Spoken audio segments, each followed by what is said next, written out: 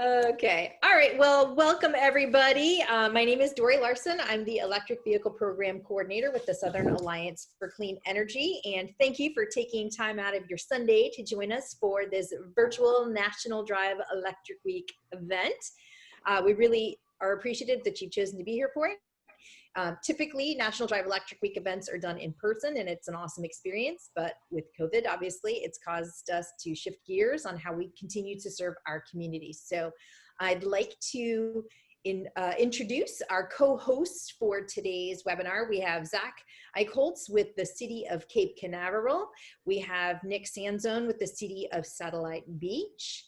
We have Josh Pritt with the Space Coast EV Drivers Club, and Beth Bowers with Florida Power and Light. So I'd like to hand it over to Zach so he can tell us all about what Cape Canaveral is doing to promote the EV revolution. So Zach, take it away. Cool. Thanks, Dory. Good afternoon, everybody. Welcome to the program. Wish we could have done this in person like we did last year, but this will have to do for this year, and hopefully next year we'll be back out in the field. But as Dory said, my name is Zach. I'm Sustainability Program Manager and Resilience Planner for the City of Cape Canaveral. There's my contact if anybody wants to reach out afterwards. I've been with the city since June of 2019, and basically I oversee sustainability and resilience-based initiatives, and one of which is the electrification of Cape Canaveral's transportation sector. And just quickly, why does Cape Canaveral have an interest in this? Why do we think it's important? Three reasons. To become more resilient in the face of natural hazards. The city has no ability to store fuel on site. It has to rely on gas stations on the island for diesel and normal gasoline. And those can go down if power is cut. We are a barrier island. If we're talking about a natural hazard that disrupts things for days and weeks, as we just saw with something like Hurricane Laura in southwest Louisiana, that can really affect us. And we want to have the ability to charge our own vehicles and power our own utilities on the island in this hyper local chain.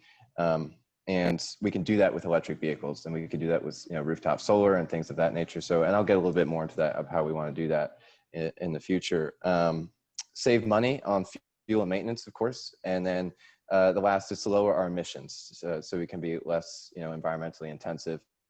And there's an interesting thing that came out from the American Lung Association recently, saying that by 2050, if the the United States transferred to an all-electric future, over 6,000 lives could be saved, $113 billion in climate-driven savings, $70 billion in healthcare cost savings just by changing to electrics because of the reduced air pollution.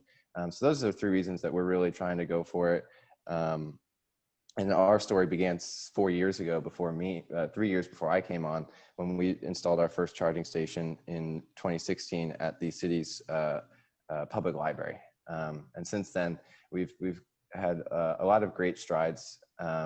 Right now, where we stand, we have 13% of our fleet electrified in some way, meaning to say that we have vehicles that have some sort of electric battery that can power them either completely or at certain times. Right now, that fleet consists of 3 Toyota RAV4 hybrids, which you can see 2 of them right there. One of which is in community and economic development, 2 are in public works.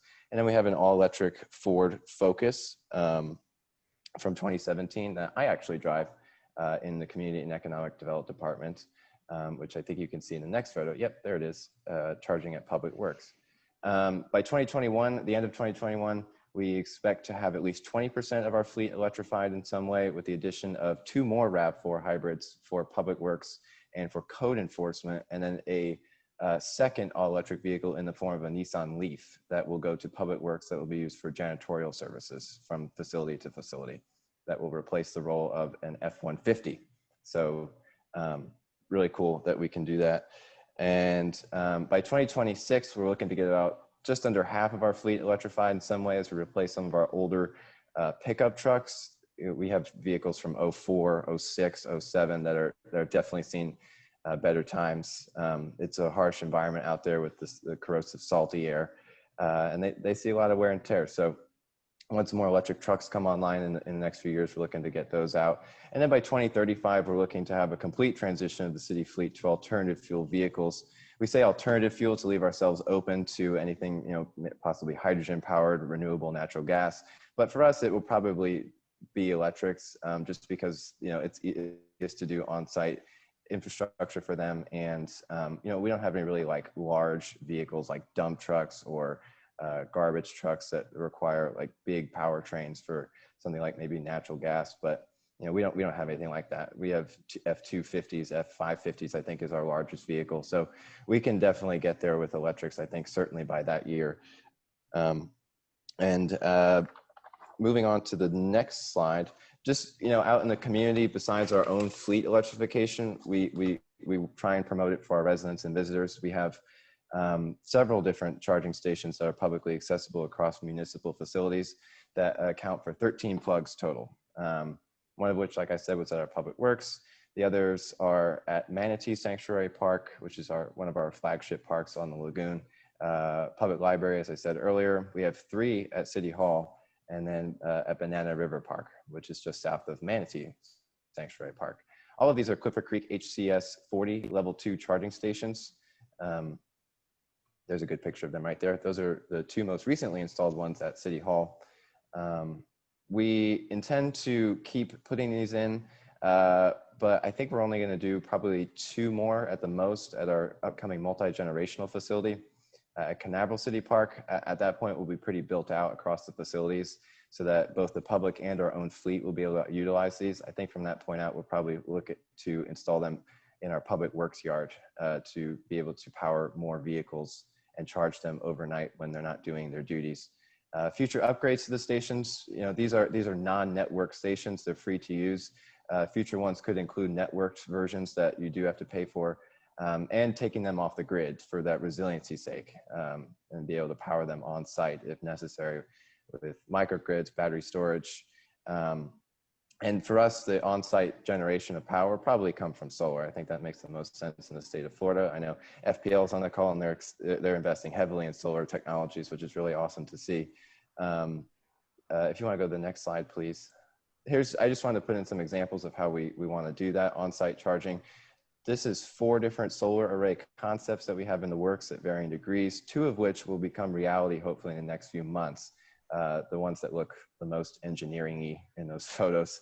The Cape Center and the multi-generational facility. Multi-gen is in the upper right, Cape Center is in the lower left. These 2 buildings will each become the first buildings in the city to have solar panels. The multi-generational facility, as I said, will have electric vehicle charging stations for the public. The multi-gen will have a 50 kilowatt system. The Cape Center will have a 33 kilowatt system. And then the other 2 photos, the concept renderings, we've just been in for a grant to hopefully upgrade our Public Works facility at our water reclamation plant to be able to put thin film flexible solar panels on our reclaimed tank domes that will be able to withstand winds of 160 miles per hour with no penetration. It's adhesive based.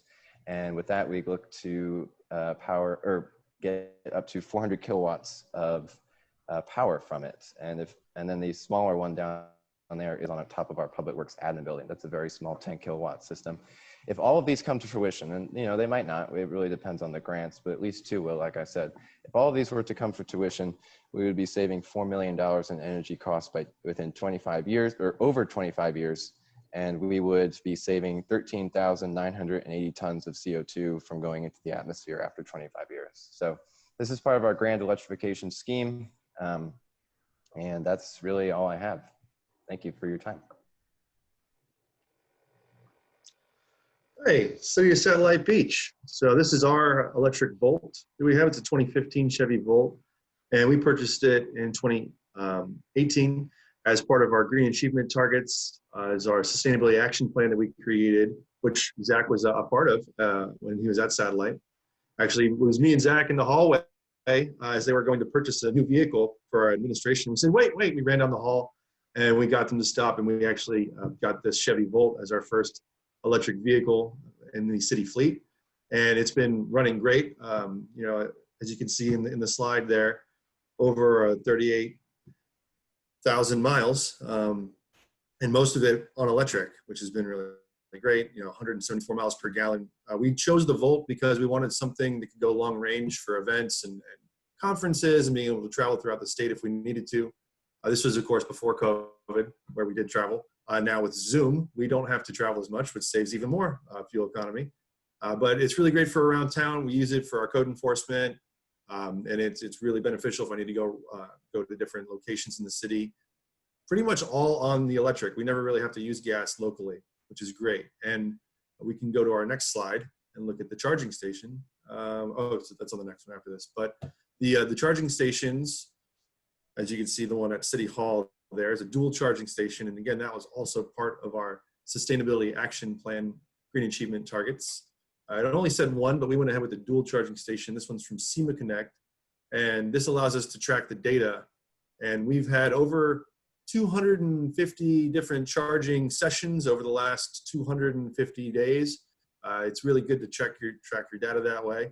You can see my personal Volt there in the silver, and then the city one behind it in white on the left photo. And if you want to jump back to the previous slide, we'll get a little more detail about the charging stations. So much like Cape Canaveral, same reasons for going with the electric vehicles: the resiliency, sustainability, reducing greenhouse gas emissions. The only other thing that Zach was mentioning with resiliency, which Orlando does and a lot of other cities do with the cars like the Leaf, is the ability to, in emergency, charge from the car, which is really interesting. And we might look at that in the future as a possibility. But with this charging station going in same time as Canaveral in 2016, the first one at Pelican Park, and then now the second one in 2018 is just the start for our electrification of the city for electric vehicles. We partnered with one of the local businesses to put a Tesla charging station in, and that's there on the Doubles property off of DeSoto. And they have that available for the community. We're looking at new charging stations to go in at our beaches here in 2021, hopefully. And currently, if you visit City Hall or Pelican Park and an individual wants to charge, they can charge for 15 cents per kilowatt hour. So for roughly, $2 or $3, you can charge up your Volt, which is about 40 miles, or for a little more than that, again, cheaper than the cost of gas, you can charge up completely. And we've received over $600 in revenue from these charging stations. So eventually they'll be economically sustainable as well, and they'll pay for themselves. We included a short video that we can take a look at and watch our city Volts, the Chevy Volt, drive around our City Hall, and you can get a good view of our solar panels on City Hall at the same time. And the second is our new community development electric vehicle, a 2015 Chevy Volt. These two green achievement targets are part of our sustainability action plan to create a more sustainable city in the next 20 years. We also invite you to take part in these green achievement targets by visiting the charging stations at Pelican Park and now at City Hall. You can charge your vehicle here for 15 cents a kilowatt hour. Check us out on our city Facebook page, gogreenSP.org, to learn more about our sustainability action plan and the green achievement targets that you can take part in all around the city. There you go. You can tell it was 2018 because I still had a beard. But yeah, it's really a lot of fun to take part in these projects and see them expanding with the community together with folks like Zach, and also with the Electric Vehicle Drivers Club, who actually helped us pick out the Volt. They gave us a lot of insight, and we worked with other members of the community, but specifically with Josh and Brenna from the Electric Vehicle EV Drivers Club and Space Coast EV Drivers. And I think they're up next, actually. Josh, want to take it away? All right. So that's right. My wife, Brenna Kaminsky, and I, we started this club back in, was it early 2014? We moved down here from Alabama, where we started the Tennessee Valley EV Drivers up in Huntsville. And so even though it's Alabama, everything up there at the top is called the Tennessee Valley. So it's kind of confusing. Anyway, we moved down here, and there wasn't a EV club of any sort. Even though we'd every once in a while see EVs driving down the road, we're like, why don't we just start another one? So we started the Space Coast EV Drivers Club. So next. So yeah, our mission, the main idea is to answer the questions that everyone always has, right? Because there's not a lot of commercials, there's not a lot of information you can get to, although there's more now, right? These things have been out for a decade, right? The first mass-produced was it the Nissan Leaf and the Chevy Volt. Those came out in 2010, really 2011. That's when I got my first Chevy Volt at the end of 2011. and I've been driving electric cars ever since. But the main idea for this club is to answer the questions just like you may have today. And so next. And so another cool thing we do is monthly meetups, right? So we used to, right, before the pandemic, we would do first Sunday of the month, right? We'd go to some restaurant that was near a charging station, and then we'd always get the manager to come over and look at all this business that charging station brought, right? Imagine if you had more charging stations, how much more EV drivers you'd bring in who would choose your business over your competitors simply because they can get a little top up on their EV while they're shopping at your place or eating at your restaurant. So it's a good idea. If you go next, you can see how we've grown.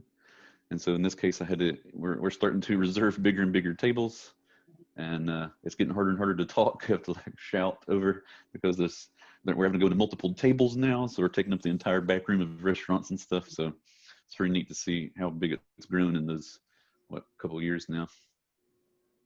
Next. And of course, the public Q&A events was the biggest thing we do, right? This National Drive Electric Week. You know, we've been doing it since 2014, right? The first one was in the city of Melbourne, right there at City Hall in front of the parking garage. And then we've been doing it every year ever since at Satellite Beach, right there at the Schechter Center. And we even did it, last year at both places? Or no, I think it got rained out or whatever. We canceled it because the storm was coming. But then the next weekend, I think we did it at Cape Canaveral. And then next.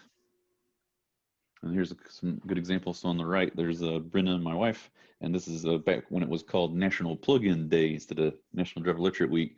That was back in 2012. And then if you go to the next. So here's our club as it stands today.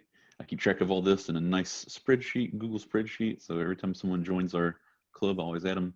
You can see we're up to 128 cars, which also includes motorcycles. So it's electric vehicles, right? So Zero is the brand for the motorcycle, and now they have the Harley Davidson Livewire is another electric motorcycle.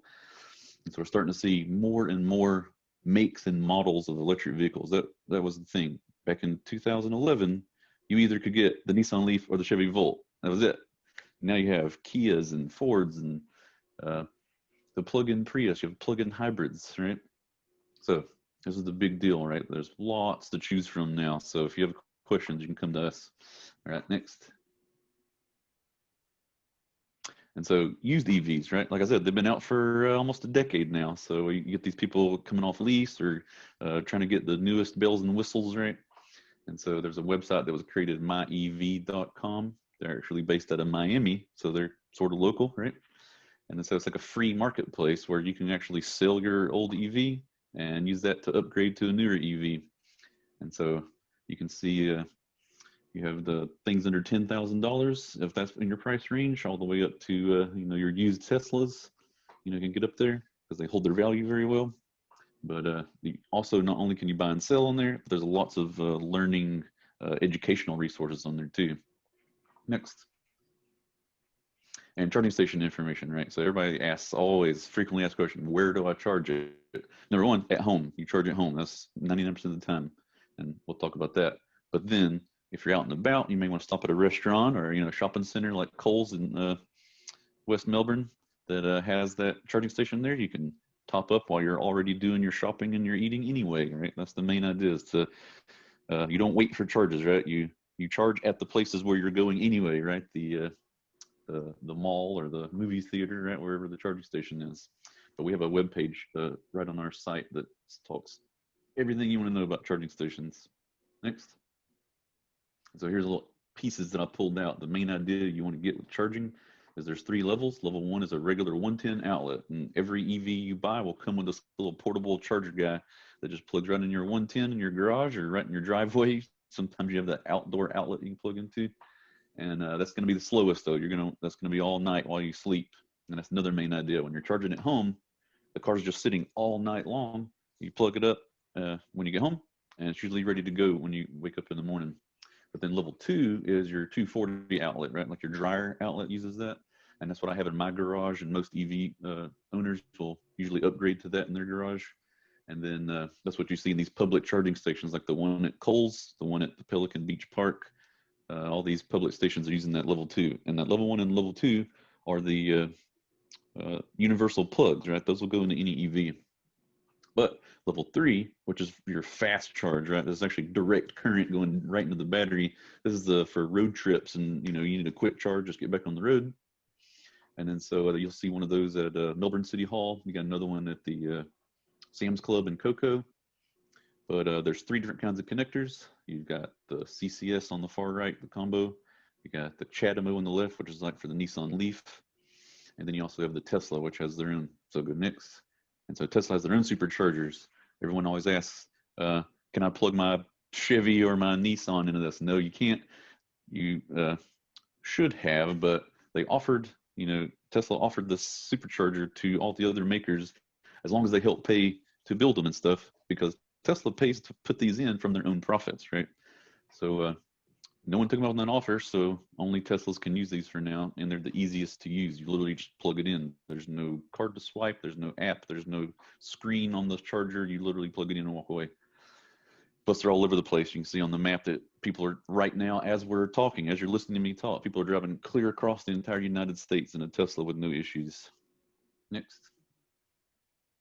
So for other EVs that aren't Teslas, you're going to need to use PlugShare or a better route planner to plan your trips through these third-party chargers like ChargePoint and Electrify America and Blink and Greenlots and EVgo, right? There's multiple dozens of these different networks. You have to sign up ahead of time, or you're going to be on the phone with them when you get there. So it's good to plan all these ahead using these apps. Next. And so Tesla, again, not being a fanboy or anything specific, it's just true that right on the screen in the Tesla, you punch in your destination and it will route you right on the navigation in the car where you need to stop, how long you need to stop there, and if it's in use, how many cars are already there. So you can do planning right inside the car before you leave. Next.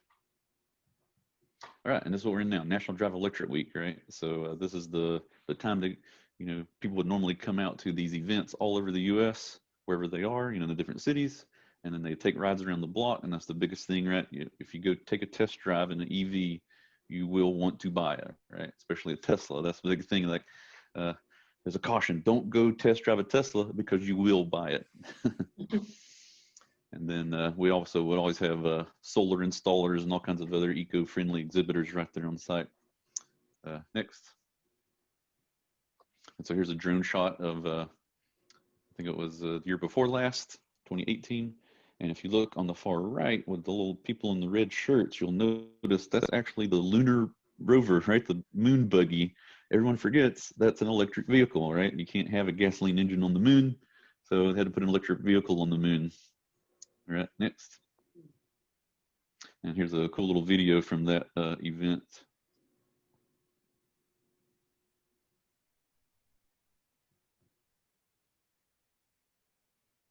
For under $10,000 right now, and it's Don't you want to start it over? Was the audio working before? Yeah. Oh no, now it is. Don't you want to start it over? And we're just so excited to be able to come out year after year and answer the community's questions about these great cars. Frank Catino, I'm the mayor of Satellite Beach. I'm here today at the Electric Car Show at the David R. Schechter Center.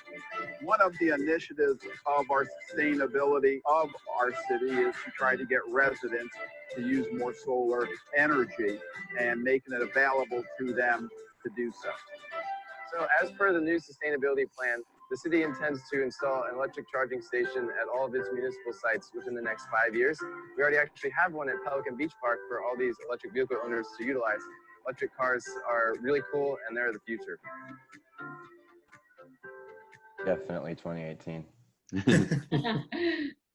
So one of the things we missed there at the beginning was the fact that you can put solar panels on your house and then run your EV, charge your EV off the solar panels right there on the roof of your house, and then you're just driving around on pure sunlight as your fuel, right? Mm-hmm. And so that day I talked like 30% of the people that drove into that event in their EV powered it from their house. They drove in using sunlight as fuel. So we call that the golden ticket. Then Drive Electric Earth Days, again, we have a very similar event, same thing, public, everybody come out, take a test ride on Earth Day. Next. All right, and so that's the idea behind our club, and so I pass it on. All right. Well, thank you very much, Josh. That was really enlightening. For those of you that are not already familiar with my organization, again, I'm Dory Larson with the Southern Alliance for Clean Energy. We are a regional nonprofit membership organization dedicated to promoting responsible energy choices to ensure clean, safe, and healthy communities throughout the Southeast. So as a membership organization, we would like to acknowledge and thank our members for their support. SACE's broad electric transportation work is housed under our Electrify the South campaign. The Electrify the South engages local and state governments and utilities and consumers in Tennessee, North and South Carolina, Georgia, and Florida to advance electric transportation. And I would invite you, if you haven't already, to stay connected with us via our social media channels, Facebook, Twitter, and Instagram, and also join Electrify the South's mailing list to stay current on our EV events and receive updates via our newsletter. So one of our initiatives is called Driving on Sunshine EV Roadshow, where we, pre-COVID, would take EVs out into communities and offer all electric driving experiences, giving drivers that opportunity to drive an electric vehicle with a knowledgeable EV driver in the passenger seat. But obviously we can't do in-person events, so we've recreated that experience with a video, which we are going to show next. So typically during the drive, our drivers ask a lot of questions, and we're making time after the video to make sure to answer yours. So we hope that today's virtual ride and drive will spark curiosity. You'll have things to ask us. So please, if you have questions as they come along, put them in the chat box and we will be sure to get them answered for you. So we're going to watch the show and then, or the recorded drive, and then we will hear from Beth Bowers from Florida Power and Light. So like I said, after that, we open it up for questions. So feel free to chat them in the chat bar. And without further ado, I'm going to switch the screen again and show the video.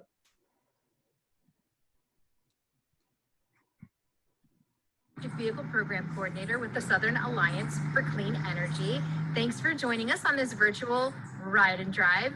We typically host ride and drives through our Driving on Sunshine EV program, but since we're still social distancing because of COVID-19, my family got together. We've got my husband Jeff and my son Andrew, who's filming, to put together this video to demonstrate what a virtual ride and drive looks like. So why don't we go ahead and hop in the car? All right, so we're in the car and we're going to go ahead and get started. And I think the first thing we want to point out is how quiet it is once the car started.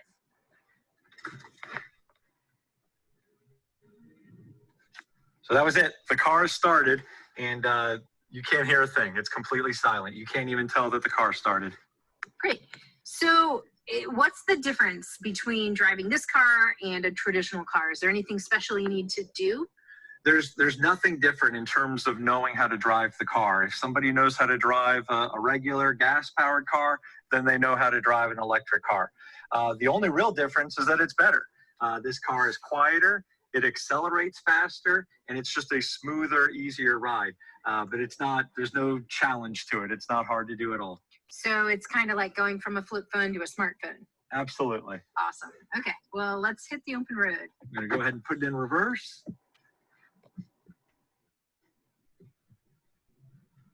And now I'm putting it in drive.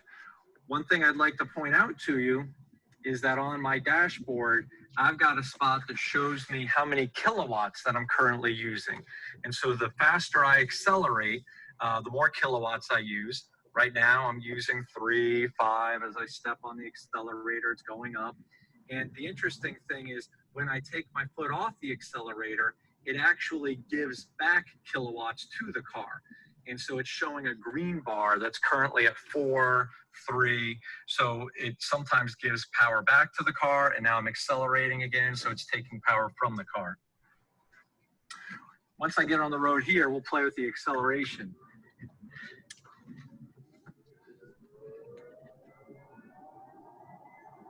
So we just got up to 55 miles per hour very, very quickly. Now, are all electric cars fast like that?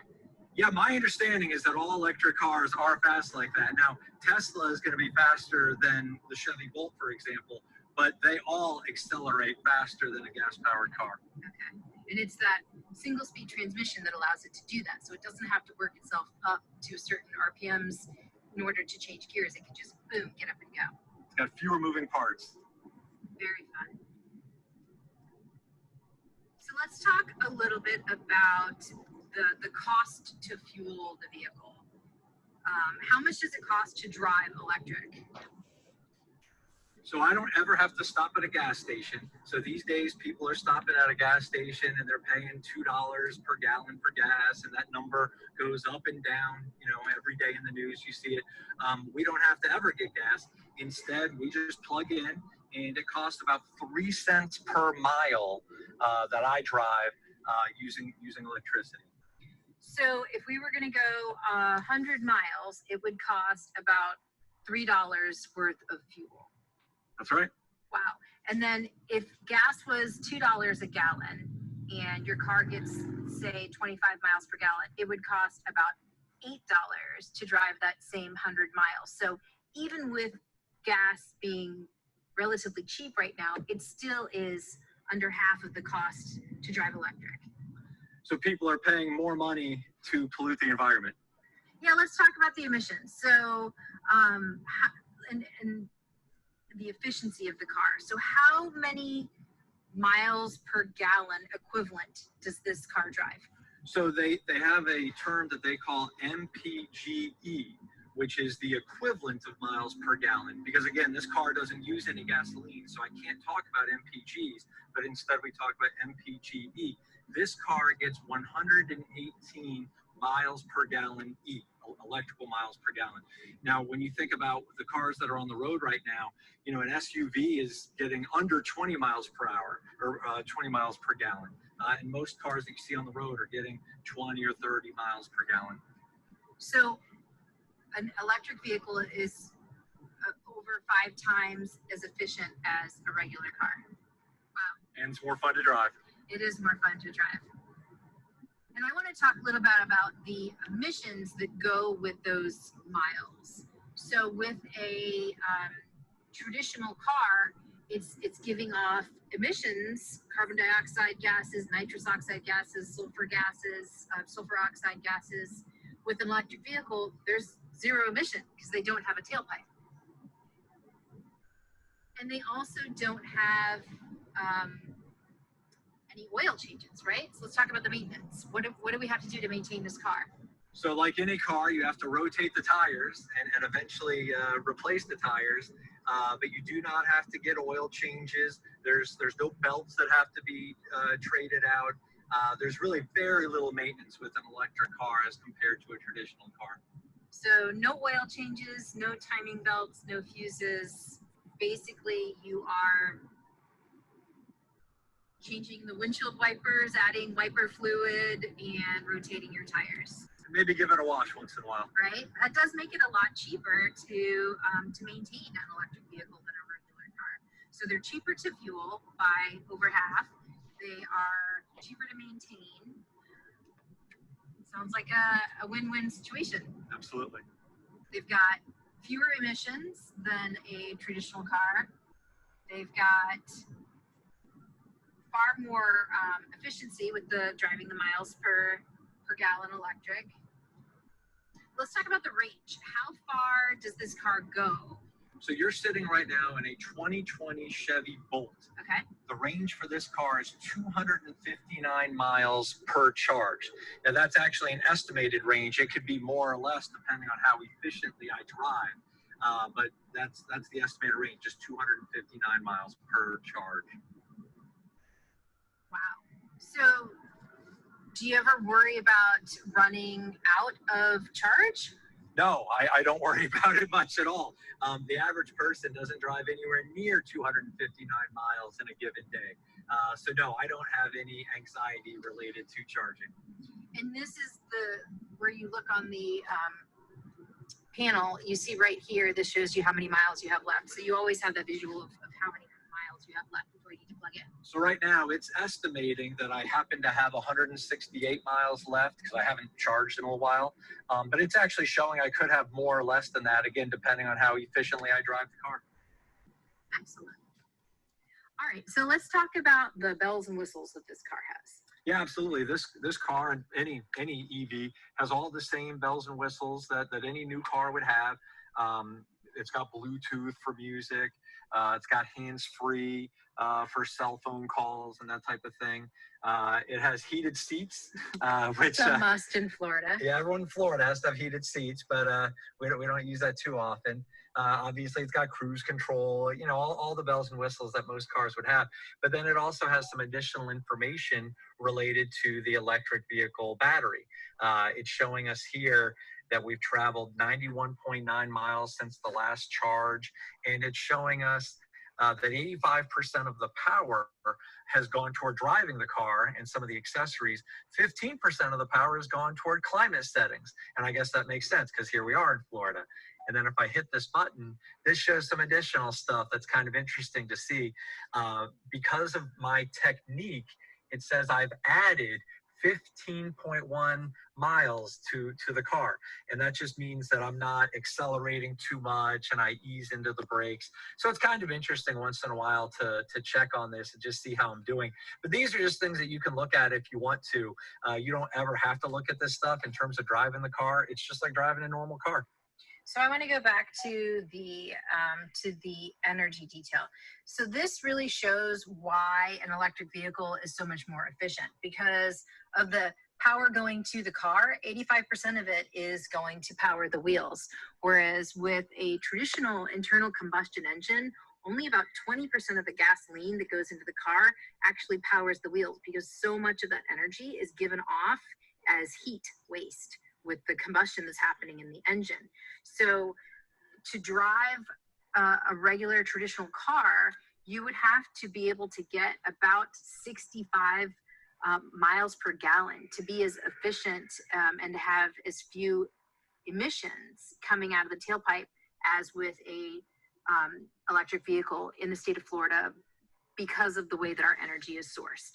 But electric vehicles can even have fewer emissions if they're being powered with renewable resources like solar or wind. So we have solar panels on our roof. That means that that we're basically not generating any emissions when we're driving this car. So it can be completely fossil fuel free to power. We're driving on sunshine. That's right. So we wanted to talk about the cost of owning an electric vehicle because there's a lot of misconceptions that they're far more expensive. You can get a used Bolt for under $20,000. You can get a used, lots of other types of used EVs for under $10,000. And then when you look at the cost to own, of the lifetime cost to own, it's actually cheaper because of the lower maintenance that we talked about and the lower fuel costs that we talked about. So EVs are really an economical choice to be able to drive for almost anyone. All right, so let's talk about how to charge your electric vehicle. Can you tell us about how you do that? Absolutely. The first kind of charging is called trickle charging. It's also called level 1 charging. And we use this cord right here. This came with the car. And it's real simple. You just plug it into a regular outlet.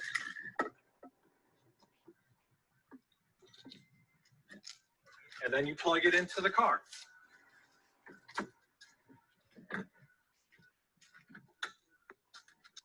The car is charging now. It's as simple as that. So how often do you charge like this? I charge it whenever I need to. I don't necessarily charge every day, but I can. There's nothing wrong with that. The trickle charging or the level 1 charging goes pretty slowly. I think you might know better than I do how fast it goes. So it charges about 5 miles per hour. So you're not going to get a lot of miles back very quickly. But if you plug it in overnight, then you would be able to get, what, 50 miles in 10 hours added back on? The nice thing about trickle charging is it's just so easy. You can just plug it into any electrical outlet. When we first got an electric car, people would ask me if I was worried about finding charging stations. But the reality is there's way more electrical outlets than there are gas stations. It's easier to find a way to charge this car than a regular gas car. I think that's a great point. Okay, so let's talk about level 2 charging in a home. Can you explain how that works? Yeah, well, this is a level 2 charger. And the advantage of level 2 charging is that it charges faster. The trickle charge or the level 1 charger adds about 5 miles per hour to the car. The level 2 charger adds about 25 miles per hour to the car. To do a level 2 charge, you do need a 240 outlet. So that's what this is. Let's go ahead and plug it in.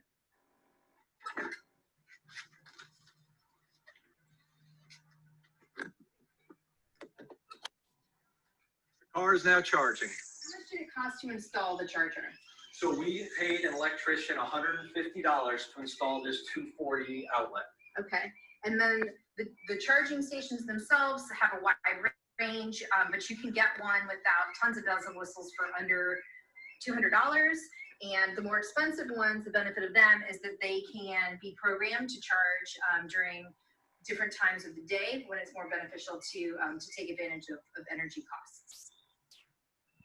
So we just wanted to show the solar panels that are on the roof of our house, and those power our house and also power our cars. So most months we have enough energy that we're making from solar power to cover having our energy needs met for our house and for our car.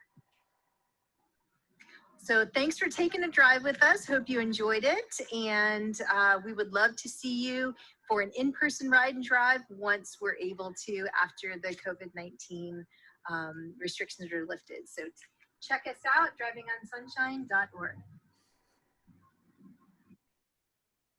All right, and I'll switch us back over to our PowerPoint so that Beth can tell us a little bit about the Florida Power and Light programs. Hi, thank you for having me. My name is Beth Bowers, and I'm with Florida Power and Light's FPL development. I'm one of the electric vehicle specialists. When I started with the company years ago, I was always involved with energy conservation, energy management, and I always volunteered for electric vehicle events. So about 4 years ago, I was doing the volunteering and came over to the EV group and have been there ever since. We're very excited. We are just rolling out our FPL Evolution pilot program. We've seen a lot of increase in electric vehicles in the state of Florida. In fact, the last query that we ran, there are 63,750 electric vehicle drivers in our state, and about 63% of them are battery electric vehicles, so they're 100% battery. In fact, they're forecasting for 2030 that about 1 in 5 cars will be electric. So there's a lot of focus on electric vehicles. Battery costs are going down, and then also automakers are offering a lot more selections. I remember what Josh was saying, way back that it was just the Volt and the Leaf, and then now there's, over 40 different options to evaluate for finding the car that's right for you. FPL has always been a big proponent of electrification. We had started this program in 2019, and we're hoping to install about over 3,000 ports. We have about 226 ports already operational, and we're focusing on the highway charging, on workplace charging, destination charging. So we have a variety of locations that we're looking at. We're hoping that this program will, of course, help with the infrastructure, bring awareness to electric vehicles, help promote it. We're also working with fleets to convert from gasoline to electric. That's a big push for that. And then we also stay in touch with a lot of the regulatory and governmental agencies trying to promote positive policies to, again, try to reinforce the adoption of electric vehicles. Next slide. So we, with regard to our evolution program, we're trying to build out the highway travel. I know that we're looking at locations I-95, I-75, also the Turnpike. We have 2 operational Turnpike plazas online right now. We have the West Palm Beach Turnpike Plaza and Fort Drum Turnpike Plaza. So we've got some fast chargers there for those that are traveling long distance. And for our level 2 chargers, we have those at some of the destinations like zoos and ballparks, workplaces at large employers like Office Depot, trying to promote it there. And then the other location is the popular, popular places where people will go for the day, like you were talking, restaurants or retail, where they would be able to charge while they're taking care of their day-to-day operations. So we're excited about that. In addition to all of that, it'll help with hurricane evacuations.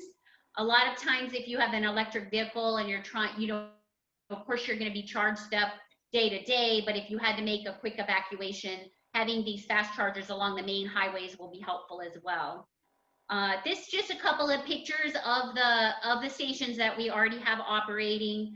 The Fort Drum is one of the newest ones, and that's we've got the fast chargers there for the EV drivers to use, and Jupiter Hospital, Office Depot, Line Country Safari, but then we have many others that are already in place. So we're very excited about all of that. And then one other thing that we're doing in addition to the infrastructure will be the next slide. We're working on a bus pilot with the city of West Palm Beach. So we're getting them the electric buses, about 5 of them, and we're putting in like a bus depot where we'll be able to evaluate the vehicle to grid feature. What happens when the buses are not on route, then you're able to use the battery, the charge on the batteries to power back to the grid. So we're doing an evaluation on the vehicle to grid option. And then once we see the results of this pilot, then we're hoping to replicate it for other gasoline buses as well. So this will help us with, promoting the electrification of transportation, and then also evaluating the grid for resilience, trying to make sure that we continue a grid that's reliable for the needs of the future. So that's just kind of a broad overview of what we've got going on, but I'm very excited, even the last 4 years where EVs were just limited and so forth. Now the options now are just so much better. So I'm excited. Each year it gets better and better, and I'm sure next year will even be the best. So thank you so much for having me.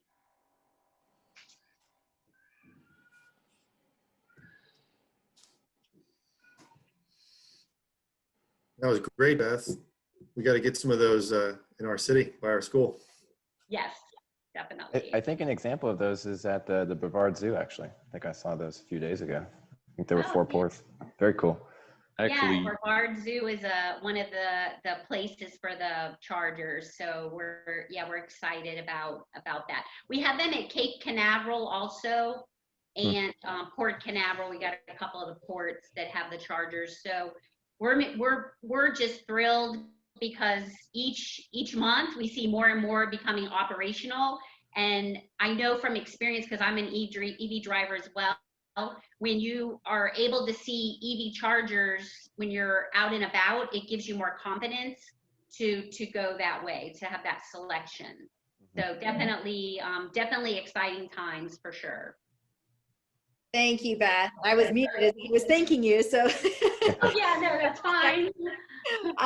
So we have a couple questions that are in the chat box, and remember, folks, if you do have any questions, go ahead and put those there.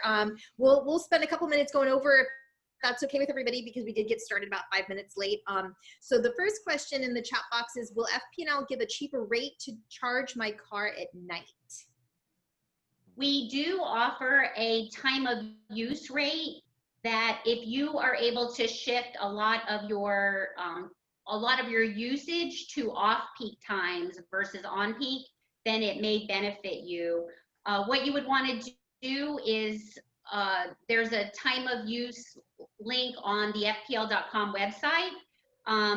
For example, the time of use on peak in the summer is between noon and 9 p.m. So you would want to avoid charging your car, obviously, during that period of time. And then for the winter months, you would want to avoid 6 a.m. to 10 a.m. and 6 p.m. to 10 p.m. So there's summer peak on peak and winter on peak hours that you would just have to shift as much as possible over to the off peak. And then if you feel that you can do that, then they can run a rate analysis to see if that rate would benefit you. Thank you. Another question here is, how do you get businesses paying for the energy to supply their chargers to be okay to give energy away that costs them money? Josh, you want to take that? So what we talk about is you can take it out of your marketing budget, right? Because as soon as you put a charger at your business, it literally, if you build it, they will come. That charger will show up on the screen in the car, on the PlugShare app, right? And so they will pick your business over your competitors. And so you can easily take that $2, $5 of power that someone will take if they're sitting there charging for like an hour or two, right? People don't realize how little power you're giving away. I think Zach can tell us exactly that they're not giving away hundreds and hundreds of dollars, right? It's literally every time you charge your car, it's like $4, $5, maybe $2. So yeah, it's very little. You can very easily little. just take it out of your marketing budget. And I think Dory, I think you shared a survey with me one time about a study that was done in the DC area, I think, with fast charging and how much return on investment it gets for business owners that install stations. And I think it was like they'll see like $42 in return per charge. And if you install multiple ones day in and day out, you're going to see some financial gains from that. And the amount of power that they do give out is very little. I mean, it literally is cents per hour for the money that's going out to get attracting people to your business or to your area, to go shopping, go to the beach, stay there. Because the charging station might be an incentive to stay as well and spend the money to reinvest it in your neighborhood and your community. So I think there is a benefit for it for sure. And we have a video. You're right, Zach. The amount of time that people will spend in a location is so valuable, especially for businesses, restaurants, and areas like that, where they're going to spend more time at your business, at your restaurant, and hang out while they're charging. Right. Like at Pelican Beach Park, they might go there specifically to go to Doubles across the street. They're going there specifically because there's a charging station. They can walk across, spend, possibly over $100 at the establishment, and then come back, and then go on their day. Yeah, we have a video coming up on our YouTube, Space Coast EV Drivers YouTube channel, that goes into the actual costs of charging from our actual trips, like to Disney, and we actually used the charger that you showed the picture of down there at the Jupiter Medical Complex. We actually used that one. Excellent. There's a question from Carol that says, anything in the works for level 2 EV chargers at the Brevard County Courthouse? So I don't know if any of you have any insight about that. I personally do not. Brevard County, I'm not aware of any charging stations. Josh, are you aware of any charging stations that the county has built themselves on county property? What's cool is on the PlugShare app, you can set up an alert that says anytime a new station comes online, it'll alert you, email you, and I haven't seen anything new lately. There's certainly space for it. Yeah, there's plenty of space. I'm on the Wiser board, and we're talking about solar for Brevard County. I'll mention it at our next meeting. If they're going to put in solar, they might as well talk about putting in charging stations too. Good idea. Yeah, solar. I think that's an excellent idea. Yep, solar and chargers. Encourage them to do that. So let's talk As about Josh says, driving on sunshine, right, Josh? Yeah, we call it the golden ticket, right? Where you're using sunlight as fuel. Absolutely. The question, Jeremy says, I have a net meter for my solar system. I don't think they have a time of use with net metering. I was asking if there are any changes. So I guess that's a up to that question about time of use. Is there anything on the horizon for the net? net metering. I'm not sure. I could find out and then email you, so that way, if there is something available for net metering for time of use. I'll have to follow up with that question. Yeah. I'll get you Jeremy's email address, Beth. Okay. Okay, super. Thanks. Thank you. All right, another question here is, what is the approximate life expectancy of the battery of a Bolt? Josh, go ahead. So if it's anything like the Chevy Volt, right? Volt with a V versus Bolt with a B. There was a guy up in, Ohio. His name was Eric Bilmer, and he had a 2012 Chevy Volt, and he drove over 130 miles one way to work every day, right? So he's putting, close to 300 miles a day on this Chevy Volt, and he clocked near 460,000, almost nearly 500,000 miles on his original battery.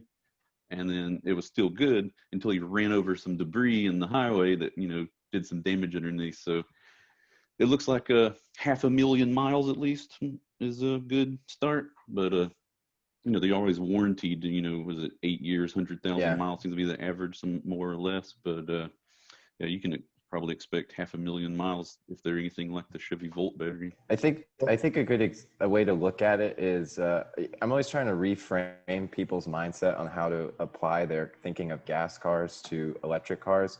And I think now and moving forward,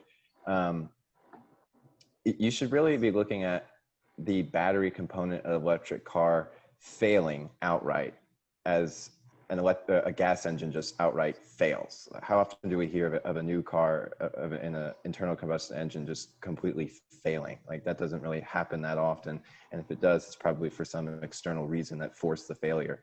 In Cape Canaveral, we can look at these vehicles with certainty that they will not fail. Their batteries will not fail, and their warranties, 100,000, 8-year, 10-year, especially in a city of our size, 1.9 square miles. They will not fail. They should not fail, and we will never approach those 100,000 miles unless we keep the car forever, and we use it maybe for admin services to travel around the state for conferences and things like that. But we're not. That is something in our equation that we don't really take into account anymore, of the total battery failure. You should be able to go the lifespan of your car for a long time. Like Josh said, I've heard other examples too of Tesla's lasting 300,000, 400,000, fleet managers, just racking up hundreds of thousands of miles on their vehicles. No problem. Yeah, and like the Tesla is even, the batteries they're putting in their big semi truck, right? The batteries that's going in that truck, they're going to guarantee for 1 million miles. Right. Is that the Rivian platform battery, Josh? Do you know? I haven't heard of Rivians yet, but that's definitely the Tesla semi-truck. Rivian is what David Dunn has been looking at out of Orlando for I think it's the F-150. And it's a platform battery where they're going to build around it. And it's the one, you've probably seen the video where the truck tows a train. I don't know if you've seen that video. I believe that's the Rivian battery.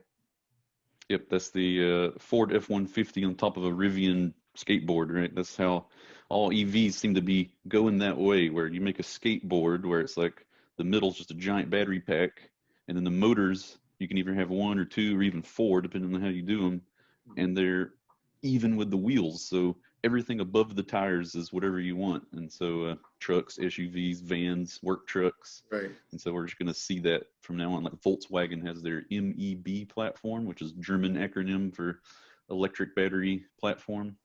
And we're talking about the trucks for our public works in the future. And the rumor is that there's a potential contract to piggyback off of. And in the future, we might actually go down that road because we've had some of our trucks for decades, and it's mostly a replacement through attrition process for us. And there's another electric truck company called Lordstown Motors, and they're based out of the Lordstown plant that shut down up in Detroit, I think it is. And so they're bringing that plant back to life by making electric work trucks. And the cool thing about that, and almost every electric truck that's coming out, there's actually power outlets right on the truck. So you can run power tools on site from the giant battery, the 400-mile range battery, right? So you drive 100 miles to the work site, run your tools all day, and you still have, 200 and something miles left to get back. So this seems to be the way to go with work trucks. I think Absolutely. one other thing to point out too about batteries that I always like to address is because people make a fair argument of, you know, where do those go when they're done? You know, we don't want them impacting the environment after their operational life is complete. And you're seeing a lot of instances now where companies are taking advantage of batteries that no longer have a use in an electric car because they've had them for, you know, now we're talking like probably on the order of 9-10 years now. Some of the earlier models they're replacing just because there's more efficient batteries now. Those can still be used for purposes of battery storage in energy projects. They still maintain enough efficiency and they haven't degraded enough to where they're just flat out useless. So you see, you know, this aftermarket of turning these used batteries into basically giant batteries lined up one after the other to hold, you know, energy from renewables, solar, wind, so that it can be used at other times of the day when maybe the sun's not out or the wind is not blowing.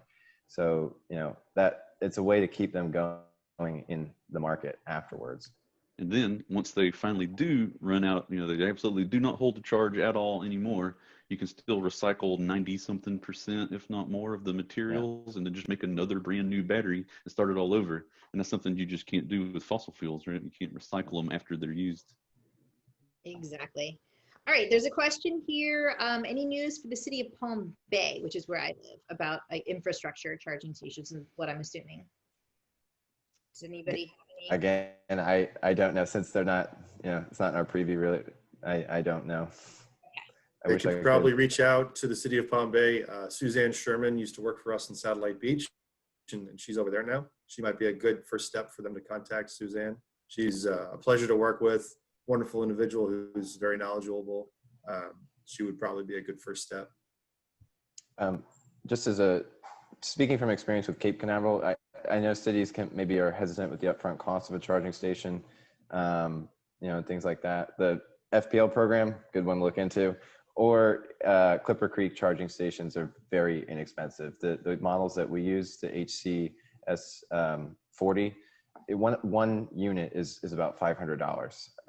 The mount will cost a little bit more. I think, you know, we pair it up on one mount, so it's about $1,000. And then depending on the installation, that obviously can go up more if you have to do trenching for the line and stuff. But, you know, the Clipper Creek, just to get the ball rolling with having public stations with, you know, no network cost either, because the network cost can cost a bit. The Clipper Creeks are a good introduction perhaps for a municipality. Very good.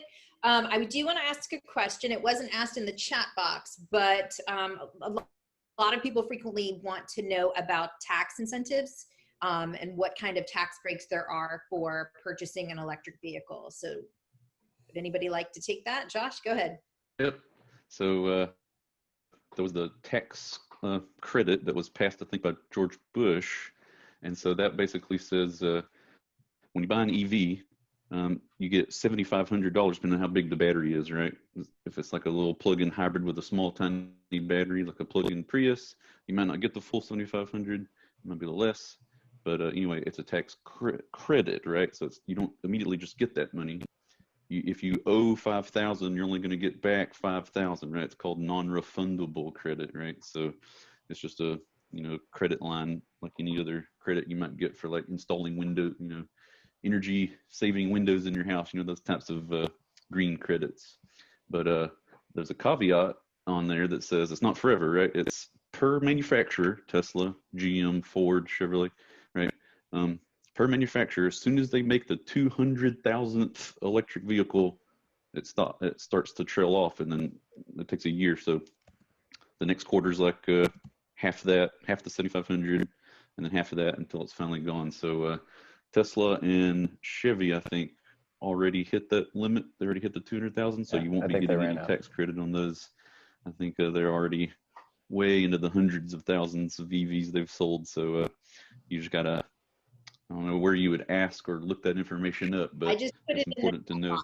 There you go. Oh yeah. So I just put information about the federal tax credit, so you can look by model and see what amount of the credit is still there.